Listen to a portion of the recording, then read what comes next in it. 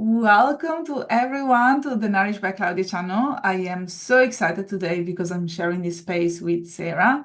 Sarah, she's nothing less than incredible. She is an athlete and she's here to share with us her recovery journey. So, first of all, welcome, Sarah. How are you? I'm good. As part of my recovery journey, I visualized having this call so many times because I watched them and I was like, and particularly Jodie's, if Jodie's listening, I found I really resonated with Jodie and it really inspired me to keep going. And so I kept telling myself, I can't wait to be one of those people posting on the group to say I got my period or having a call to say I got my period and I've started doing more training. And so, yeah, it's wonderful to be here and have got to, that part of the journey. Oh my goodness, I'm gonna tell Jodie right away. She's gonna be so excited. And uh, Mm. and and that is true. I believe the visualization and manifestations are very important, especially when you are in the thick of disorder behaviors, when you are in the thick of period recovery, because it can be very uncomfortable. So picturing an easier future, something that you actually would like to achieve, make the situation much more manageable. But Mhm. Sarah, tell us what happened. How did you lose your period? So to start with, should I go through my whole journey? So Go for it. I was on the pill from like 18 to 32. Then I decided I wanted to have a child. Came off the pill, my periods came straight back. Had my son, stopped breastfeeding. Again, my periods came straight back. And then I went back on the pill because me and my husband weren't sure if we wanted a second child or not. Um, and then all the time previously, when I was on the pill and had periods, I trained, I ran marathons, did half Ironman and everything.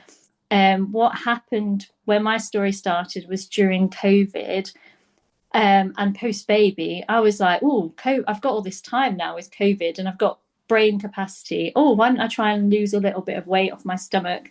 And because of the lockdowns and wanting to avoid people, I started to run first thing in the morning fasted that I'd never done before.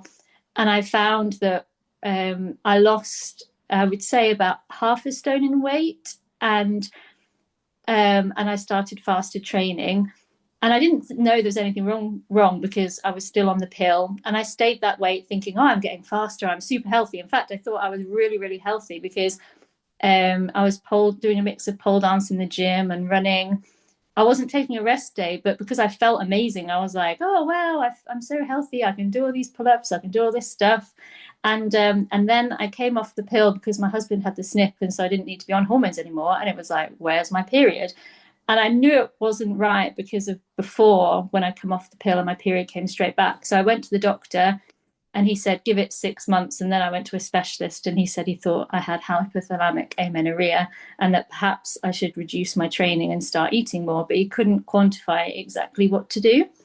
So then I saw, and that was in April, but I knew I had a summer holiday coming. So I kind of half assed, ate a little bit more, trained a tiny bit less. Mm. But then once I came back from my summer holiday in August, I got in touch with yourself and Jade because I was really ready to like leap in whole hog because I'm that type of person. I'm like kind of all or nothing.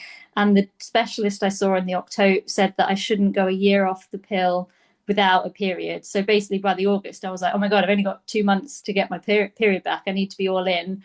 So I contacted you and Jade, Jade Cameron, and to try and get some help as to specifically what I should do because the little bits of changes I've been doing weren't working. Thank you for sharing. And there is a question there. When you were thinking to be so incredibly healthy and fit, how did that make you feel when you went to see a doctor and he told you that you had hypothalamic amenorrhea, so you were not as healthy as you thought? To be honest, from a bit of Google doctoring, I kind of suspected that's what it Yeah. was anyway. So it wasn't a shock. In fact, I was hoping he would say something different because I didn't want to change my lifestyle. But it wasn't a big surprise to me. What was the surprise was that he wasn't very specific as to what I should do. And he offered me medication first rather than lifestyle choices. He suggested things I could do, but he did offer me some medication. But I didn't want to go on medication. Mm. Um, It's a real shame that you were suggested medications instead of actually being prompted to see a dietitian or being prompted to see a therapist to actually make sure that you got your period back. I Yeah. also would like to underline that your diet is slightly different from other people that may be watching because you have Mm. decided to go vegan quite a few years ago. Would that be Mhm. okay for you to share also your relationship with food at this point? Yeah, so before when I had a period, I wasn't vegan. Again, as part of during COVID and wanting to be super healthy, I cut out alcohol and I watched Seaspiracy and then it spiraled into veganism. I was like, oh my goodness, Seaspiracy and then all the other ones. And I just thought, oh, well, I'll give it a go. I was going to, like with quitting alcohol, I thought I'd give it a go for a month. Then I thought, oh, I can do this. And then my husband and son, they eat meat. It's kind of like balancing out, mainly for the environment and the animals and stuff. And but yeah, so I did. I have to say, I was concerned. Everyone, when I said about losing my period, a lot of people were like, "Oh, could that be why? Because before you ate meat and stuff like that." So it was at the back of my mind. But I'm so happy that I did manage to get my period back. And speaking to you, you were saying, yeah, sometimes it takes a bit longer. That was the advice you said to me. But you had vegans that had got their period back, so I was glad I didn't have to give it up because when you've been doing something for 2 years, it becomes part of your core belief, kind of, and I didn't want to give it up because then I'd worry, oh my God, have I done something unhealthy to my body for 2 years? So the fact I could get my period back on a vegan diet did make me feel more confident that I'm doing something that suits me because my digestion, another thing for taking up a vegan diet is bowel cancer runs in my family, and I listen to a gastroenterologist podcast. All these podcasts and Netflix documentaries have a lot to answer for me, I have to say. And they talked a bit about the benefits for your gut microbiome and stuff, eating less meat. So I thought I would give it a go. Yeah, and I quickly realized on our first call that you were not ready to give up veganism. It wasn't the time for Mm. you to actually switch your diet, and you wanted to give it a proper go by following your intuition as well. Mm-hmm. So, in the beginning, you reached out to Jade, you worked with Jade for a few weeks, and then she suggested to work with me as well in terms of really looking at your nutrition and training as well, which is something that you did with both of us. So tell me, what was the most difficult part in the beginning when you started to really go, as you said, all in the recovery process? Well, I loved the food. That wasn't hard at all. Eating wasn't hard at all. It was like yippee, and I still ate healthy food, just more of it. I did seed cycling, which I'm not sure if I would do again because although the seeds were lovely, I'm not sure. At first, I thought that might be a major contributor, and you were like, no, no, no, they're just seeds. And now I've stopped it. I realize it wasn't a magic pill, but at Mhm. first, because it was something I tried. So I loved the food. I gave up running, which was hard for me because it was something I identified with personally as being a runner.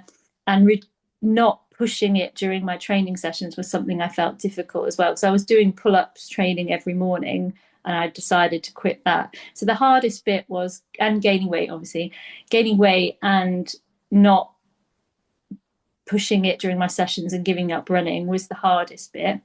But Mhm. I'd like to emphasize that giving up running in the end, I need to give it for April, August, September, October, November, December. So it was just short of 4 months I gave up running for. But the benefits, like, it's been well worth it. I wouldn't change anything, to be honest. And the weight was worth it as well. I wouldn't change anything. In fact, I looked at my body thinking, oh, I'm healthy. Like I didn't look at my body in any negative way. I loved it more for being healthy. I I didn't see it in a more negative light, carrying a bit of extra weight, and it wasn't much weight I had to gain anyway, so it wasn't a big deal. It's really interesting that you said that you didn't like giving up running, but then you actually counted and you quickly realized that it was only 4 months of not running. Yeah. So sometimes when we are in the thick of period of recovery, it feels like a forever and ever that we're not going to be Mm. able to go back and do the things that we enjoy. But for you, it was a very quick time frame. And also, I would like to underline that the difference between going all in and your version of going all in because we hear so much about going all in, which means just staying in Yeah, the yeah. couch, eating junk food, and not exercising at Mm. all, maybe just going for a walk. Can you tell us a little bit more about your version of Yeah, all in? yeah. I know I'm very lucky. I appreciate that. My version of all in was I was still doing 3 resistance training sessions a week. One upper, one lower, and one pistol squat session. So the pistol squat session was like easier. It was just trying of mobility, getting the mobility for a pistol squat. I mean, it still involved squatting, but it was a lot of mobility as well. So and I still did lots of walking and I did some yoga. So to be fair, I was surprised at how well I adjusted, because the situation that got me to hypothalamic and amenorrhea in the first place was I was doing gym twice a week, 3 private pole dancing lessons of an hour that was super intense, and then I was running 5 or 6 times a week on top of that. So when I went down to 3 training sessions a week, if you told me that at the beginning and I'd be happy, I'd be like, whoa, I can't do it. But actually, I was fine. Like, I found other things to fill the time. I enjoyed my gym sessions. I had more energy for them. I spent more time with my son in the mornings, having cuddles on the couch. So, yeah, it was strange how you adjust to a new normal, which, yeah, so yeah, I, like I say, I wouldn't change anything. I think it was all a good journey that's made me appreciate so many things and be grateful for so many things. I love that because sometimes when they tell us that you have to give up exercising and you're not ready, you're just not ready. But then slowly you build up your resilience to it. You build up your resilience to changing your life. And then you start looking at the positives, like the cuddles with your son and having this beautiful relationship with your body as well. Because back in the days, you suppressed it.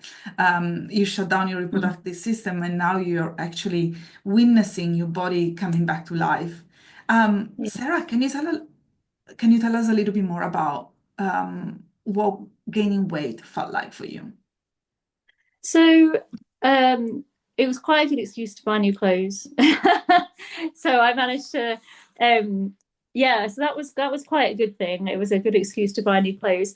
Obviously, um, so I also quit pole dancing, which I think was good, because pole dancing you obviously don't wear very many clothes, and Mm. so I think that made me quite hyper fixated on Yeah. certain parts of my body, which actually um I don't know, it contributed, but it might have. But anyway, it wasn't very good for my body anyway. I was starting to get injured because I was starting to get one side dominant.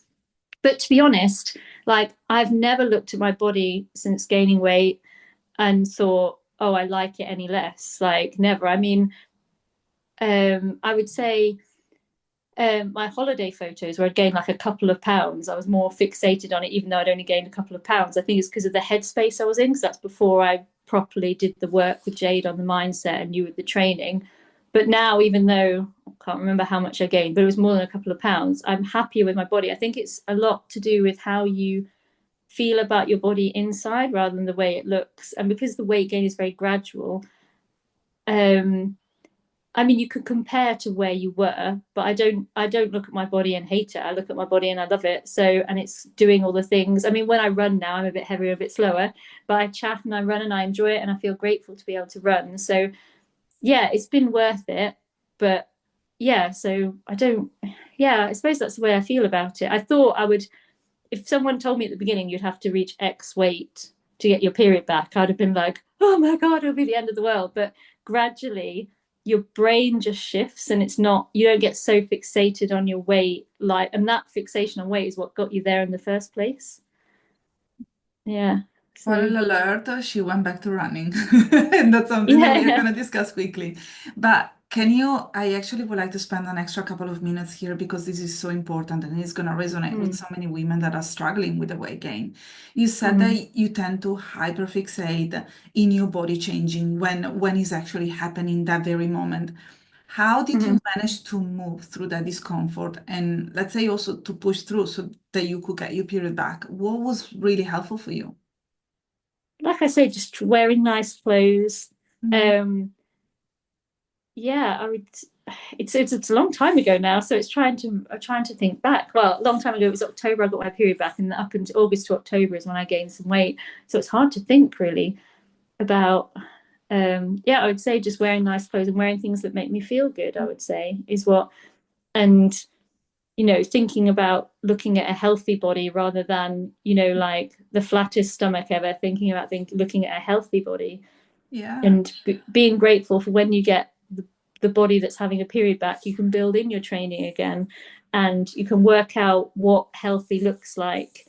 Once you build back your training in, you get a bit more muscle and that kind of thing. You can work out what true healthy looks like, if that makes sense. Because what I was before wasn't healthy. I might have looked like the aesthetic, but my key value through all of this, and what I kept telling myself, is my key value is health.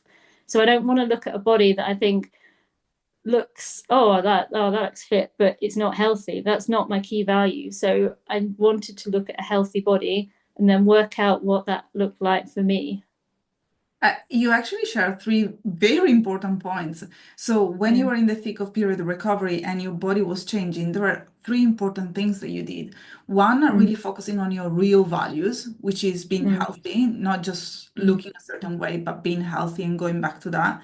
The second one mm, was gratitude. So, knowing how grateful you were mm, for the life that is surrounding you anyway, and treating yourself with love and care, which also means mm, buying new clothes, dressing yourself up nicely, mm. doing your hair, doing all of that. So these are Yeah. all very important things that someone that is in the thick of it can actually implement fairly Mm, quickly if they mm. know how to do so.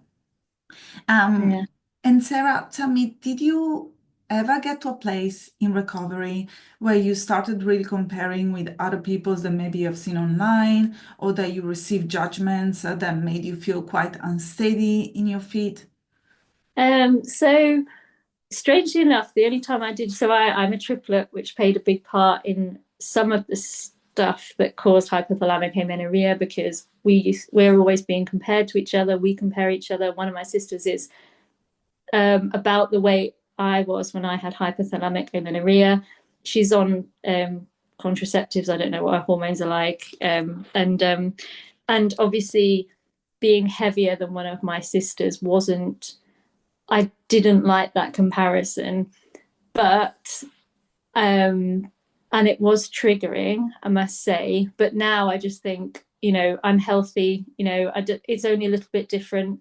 We're all different, and we do still, even though we're triplets, we do look different. But it was triggering to be slightly heavier than my sisters. Me and my other sister are about the same weight, so it's not a big deal now.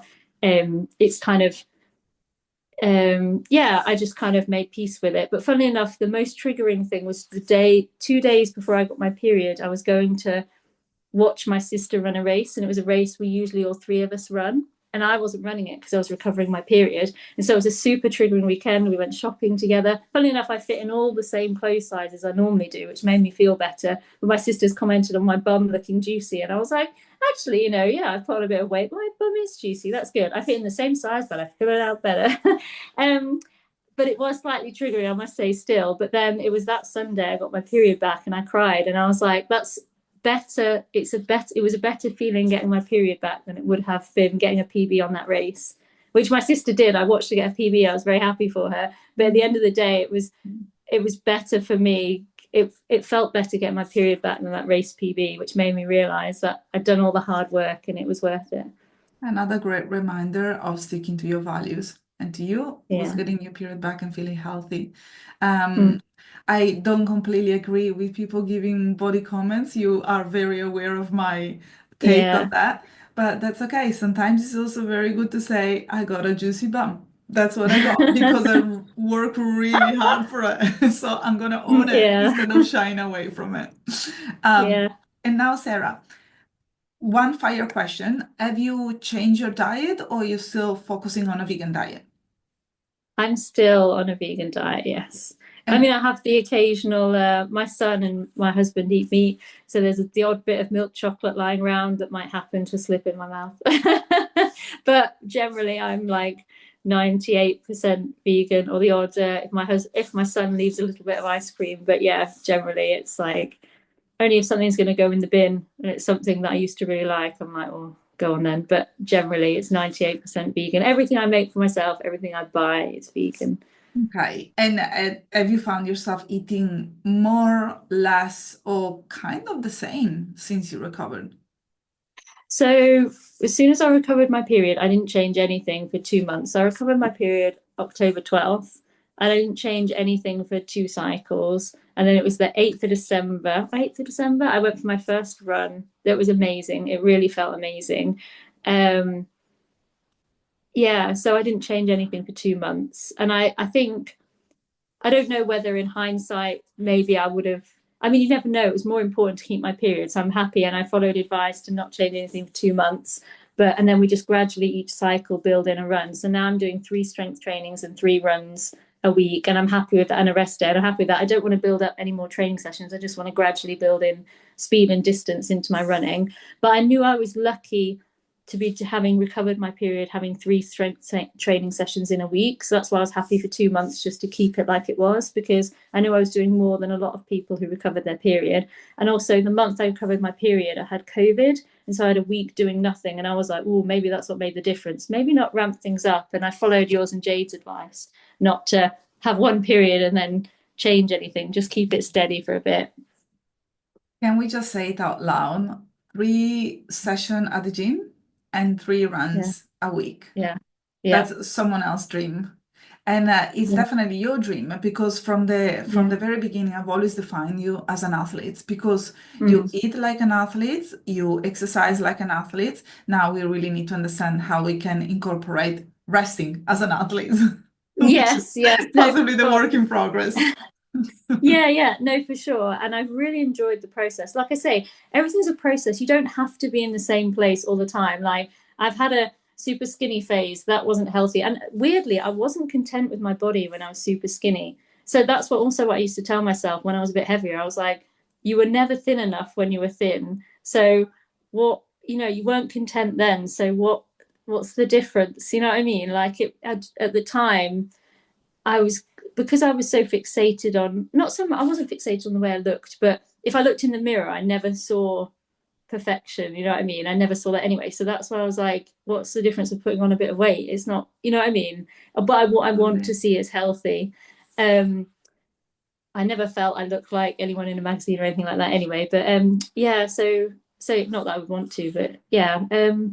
So yeah, and I'm really the most important thing for me was getting back to training, because I train with people and I enjoy training. I love training with my friends and chatting. A lot of running was my social group. But then when I wasn't running, we used to meet for dog walks and coffee walks and stuff. So I still kept that up. And my friend, I used to go on my bike while he ran to keep it in his diary, which I really enjoyed. And everyone, all my friends were so supportive as well. I'm so lucky with all the friends that I have. They were really supportive. I was gonna say that sounds fabulous. It looked like that Mm. even though you were not running, people were still catching up with you. They were still adapting to your health journey, and this is Mm. really unheard of. And also, you raised another good point because I remember also my not professional, personal experience that even when I was much leaner than I am right now, I was not happy Mm. with my body. I was not content. There were never a time Mm. where I was really happy with what I look like. And Yeah. now I've realized that happiness is actually feeling in peace with yourself, eating when Yeah. you're hungry, being able to move your body without being afraid of losing your period, not having Exactly. anxiety. It's a completely different mindset shift. Yeah. And weirdly, when I lost weight, at first it was to, um, like I say, it was COVID training fasted. Or I'll lose a bit of my belly or something. I don't know what got me started. But um, I wanted to look, I keep saying, I wanted to look at a healthy body. And it was weird that when I got faster, that's what really got me addicted to being lean, because I got faster. But because that wasn't healthy, I was like, what's the point? Who cares? Like, I enjoy running when I run with a friend. It doesn't matter what my top speed is. You know what I mean? I'm fitter and healthier when my top speed is less and I'm carrying a bit more weight and I can train without losing my period. So it was all about trying to see, yeah, so this year is the year of balance, where I build my training back in, a little bit of speed and a little bit of distance, but without going too crazy. Absolutely. And let me ask you, Sarah, do you think that it was helpful having Jade and I back between September and December when you were going through your period recovery journey? Yeah, because it's so, you just, with a lot of things like nowadays, like exam, you work hard, and although the grade isn't guaranteed, it kind of is. You know what I mean? Like if you work hard, you do the revision, you kind of know, you do pass papers and you mark them, you see, yeah, yeah, and everything in life I've normally done, like exams, you work hard, you get the results. But with this period recovery thing, you didn't know whether the result was going to come next week, 2 months, 3 months. And that's why without support, it's so hard to keep going or knowing you're doing the right thing. So it was so nice having you and Jade saying, yes, you're doing all you can and stuff. Because it's weird. Sometimes if you're losing weight, it's kind of easier, like eat as little as Mm. possible. Or if you're trying to gain weight, eat as much as possible. But that's not too healthy either, to gain too much weight. So the period recovery thing, it's a balance between doing enough training to stay fit, but not too much training to lose your period. Eat enough to get your period back, but not so much you're gaining an unhealthy amount of weight and not. And I didn't ever want to feel uncomfortable, so I ate more healthy food, if that makes sense. So it's weird about you're like on a tightrope of what's the right thing to do. And that's why particularly it was really good having help, because it wasn't a straightforward process and there were no guarantees, and it was nice to have that support because there were no guarantees about how long it would take. And I had this deadline looming of the end of October. If I didn't get my period back, I'd have to go see the specialist and he would want me to take medication, which is definitely something I didn't want to take. So having that reassurance that we can do it was like really, really helped. And yeah, so yeah, I would definitely recommend. And because you guys have so much experience, it made me feel like I wasn't shooting in the dark, like I had been April to August, where I was just kind of eating a bit more, training a bit less, and not really knowing any idea of what that should look like. That makes me feel so great. Thank you so much for sharing, Sarah. And Mm. one last question for the women that are listening to this video. Is there anything that you would like to share with them? Anything to motivate them? Or maybe even if you think about the younger version of yourself, like the one in January last year, is there anything that you would like to share? So I would definitely say that because nothing's guaranteed, I would say get some help if you can afford it, or like watch some of Claudia's free stuff, because I do think that I don't think I'd be where I am now if I didn't have some strict guidance. Like I'm a numbers person and it's in my job, it's what I'm good at. And I like clear boundaries and stuff like that. And that's the thing with hypothalamic amenorrhea. Nothing's clear. And it's not like if you do this, you will get this result. But as close as you can to that is what you gave me with what I should eat and what I should do training wise. So although there were no guarantees, you did give me a formula to work with that we could tweak and adapt where necessary. And that's the closest you're going to get to certainty in this process, is having someone with so much experience that you have. That was the closest I was going to get to a formula that would work in a very uncertain environment. Sarah, beautifully said, and I thank you once again for it. And now, for all of you watching, if you have been on the fence for a while and you have decided to finally commit to your health, please do so. As you can see from Sarah's story, it works out well in the end. So there is an happy ending. And thank you, Sarah. It has been a pleasure having you here, and I'm looking forward to connecting again in the future. Yeah, no, for sure. No, I can't thank you enough. Like your patience as well when it was the same thing of, oh, I'm doing all these things and it's not working. Like your reassuring patience, especially because of the time difference, whatever time in the morning or evening it must have been for you. Like I really appreciate how much patience you have and that you could listen to me, kind of and have the patience to reassure me so much. So I appreciate everything you did for me at a time where you were the person I really felt I could talk to most honestly about how I was feeling. And it was always a pleasure anyway. So I'm happy that we connected. All right, Sarah, I wish you a Mhm. wonderful evening and Mhm. we will chat next. Okay, Yeah, okay, bye. bye.